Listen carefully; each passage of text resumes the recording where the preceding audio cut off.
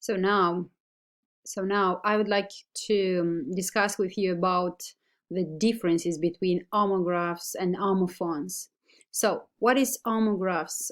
Words that are written in the same way but have different meanings. So, cuvinte care sunt scrise în același fel, dar au sensuri diferite. Așa aveți un exercițiu aici, exercițiul number 6, yes? Yes? Și aici exemplu este propoziția 3. Please close the door. And the boy sat close to his uncle. So, vedeți, pentru a afla care e diferența dintre aceste două cuvinte, căutați la fel în dicționarul Collins, care a fost recomandat pentru dumneavoastră. Aici vă trebuie să alegeți choose variant A or B to suit the meaning of the word in bold. So, next, what is homophones? Homophones are words which are pronounced in the same way but are spelled differently. Sunt acele cuvinte care se pronunță la fel, dar se scriu diferit. Exemplu, ca în cazul exercițiului numărul 5.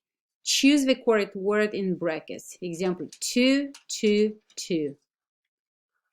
Yes? So, 2 este ca numeral 2. Acest 2 cu 2 de O se traduce de asemenea. For exemplu, avem expresia I'm glad to see you too. So, I have 2 brothers. Or give me to me, them, mie. Este. So, can I go to the party de asemenea? Too? Ok. So, realizați exercițiul number 5 and 6 using homographs and homophones.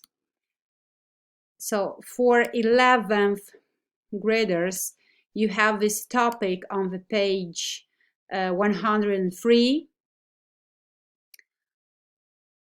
You may read one more time these rules, and I wish you good luck.